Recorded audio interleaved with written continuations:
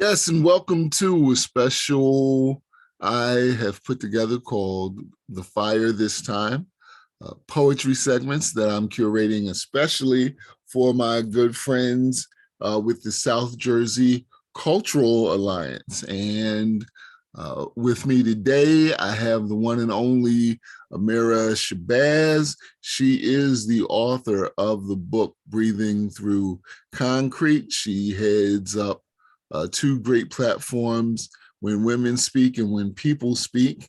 And we just had her here for our January Black Art Matters event at the Arts Garage. And the response was so great that we are bringing her and When Women Speak back to the Arts Garage in March. And hopefully we'll have When People Speak here in April. So I'd like to welcome Ms. Shabazz or Mrs. Shabazz to the fire this time. Thank you for taking time out of your busy schedule to be with us. Hey, you're welcome. Peace, everybody. Peace. So we just heard your poem, We Be Clapping. When you were writing that, and as you have performed that, it's very cinematic. So I see pictures in my head. What do you see, or what did you see to manifest that particular poem? This poem was actually manifested from a combination of real people, most specifically a young lady that I had in my class whose mother was unfortunately addicted to drugs most of her life. So some of the instances that you hear in the poem are real situations that happened to the young girl. And the poem resonates and it stays in my heart as a time where, I had no idea what the outcome of this young person's life would be because the reality was so grim. From the day that the foster care system stepped in and literally took the girl from school, never to be returned to her mom ever again. So the poem, while it is very emotional, it should be because it's real life, it's a real situation, and it actually speaks to many people, not just this one girl. Okay, so then what do you say to people who say, but yeah, when I check out a poem or when I read a poetry book, I want something that's gonna make me happy. I don't necessarily want to hear about the young lady who they almost want you to justify what you. I'm not even gonna go down that road. I'm just gonna say people who almost want you to justify why you put a certain situation into your art or into poetry. Well, art is all about telling stories, at least the art that I'm involved in, both my visual, digital photography experiences and my poetry and my writing and my, short stories, chapbooks, etc. These are stories. And believe it or not, these are the ones that when I'm appearing at venues, people want to hear. There's always somebody in the audience that says after the poem has been recited, oh my God, that was my daughter's story. I'm the grandmother. I raised those children. Or that was my story. Thank God that I've evolved and I've made it out of that existence. Or I was that child. So these stories speak to people. And it may not be your life, but it's somebody's life. So just to answer the question, for the person that may have a problem of reading these Debbie Downer poems, maybe it's not the book for you. Maybe real life was just so cheery that you never had to face these type of difficulties. Or in fact, maybe some of your questions might be answered like, why do certain children act certain ways in a classroom environment? Why do certain children find their ways living on the streets? Why do certain children become broken adults? There's a root, there's a stem, and these stories give you an insight to that. Wow, wow. This is the fire this time.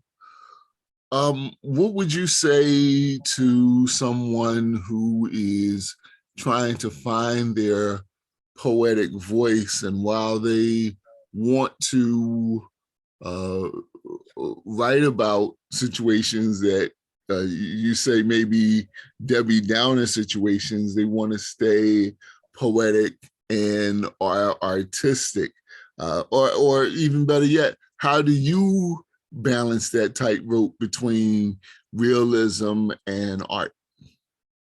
It's all the same. Every last line of that poem is so real.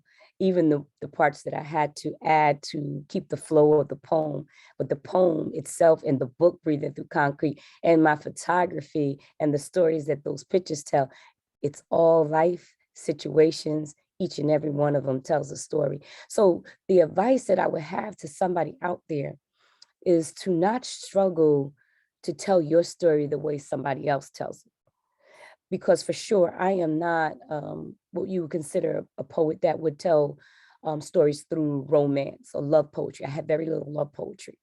I'm not a poet that would tell stories through comedy. While I might get a laugh every now and then, my true self is rooted in helping people cleanse those broken parts of their heart that they need to flush out, and they need to at least connect to somebody else out there that has also lived that life or traveled that road. And what better way to do that other than through literacy, through poetry, through the rhythm, through the music of the words that also let you know there's a light at the end of that tunnel, because poems are short. You get to the end at some point. Exactly, exactly. How long have you been doing When Women Speak? Oh, wow. When women speak, okay, so we've been in pandemic for what, 2.5 years. When women, yeah, right, something like that. Seems like 20. It's forever. When Women Speak actually was birthed about 6 years ago. Okay. Um, and it, believe it or not, it's a platform for women to find themselves, find their voices, share their creativity with other like women in a safe, nurturing environment. So we say it's almost like the story of Liberty Island. Um, Whatever you are, whoever you are, bring your stories, bring your words to When Women Speak, and we'll help you find that place that you need to be in, that you will call yourself. So we have very new poets, we have seasoned poets, we have very young poets, we have very old poets, and we have some that are in between. And not everybody talks about poetry the way that I do. We all have a different voice. As a matter of fact, When Women Speak is an international platform. So you'll hear varied voices and varied languages, varied ethnicity, and varied races. Those voices come out of When Women Speak. Don't be afraid. The thing that we do most is we look at other people to match our style up against, to match our poetry up against. It's not supposed to be that way, because if we were all supposed to sound the same, what use would we have? Everybody has a different voice. Just don't be afraid to share what you want to say, what story you want to tell. It's going to help somebody. Amazing, amazing. Her name is Ameerah Shabazz. She'll be here with us in the South Jersey area again in March for another edition, live and in person, uh, of When Women Speak at the Mighty Noise Arts Garage. She'll, we'll be celebrating Women's History Month. So you definitely will see even less of me than you normally see. I'll be there, but I won't be doing too much on stage stuff. But Ameerah Shabazz will be bringing her poets with her. And uh, if somebody would like to be a part of the platform, either in person or the one that you do on StreamYard, see, I almost said Zoom. How can people how can women get in contact with you? It's very easy. Although we did start out brick and mortar, we are now totally virtual with in-person appearances, and we call that our road trip. But we actually have a monthly virtual presentation of open mic. Any woman anywhere across the globe can sign up for that open mic. The only requirement is that you have a Facebook account, because that's how I make connections, and that's how I sign people up, and that's how they sign up through the Facebook group When Women Speak.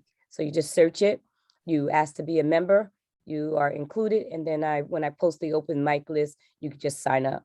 And this is every month. It's usually the third Tuesday of every month. Anything you want to say before I let you go? What I would like to say before you let me go is thank you so much for this opportunity, Raymond. You're out there always behind the scenes, in front of the scenes, supporting others and making sure the word gets out. And we are very appreciative of that. On a second note, I want to encourage any woman out there, if you're interested or you just want to try it, you just want to take a look, see, come on and join us. Third Tuesday, next performance, February 15th, 2022, virtually, live streamed on Facebook. That's Ameerah Shabazz. I'm Raymond Tyler. This has been The Fire This Time. Shout out to James Baldwin for the variation of the title. Trust me, if it wasn't for the book, The Fire Next Time, I wouldn't be here. I'm signing off for the South Jersey Cultural Alliance. We'll see you with the next one.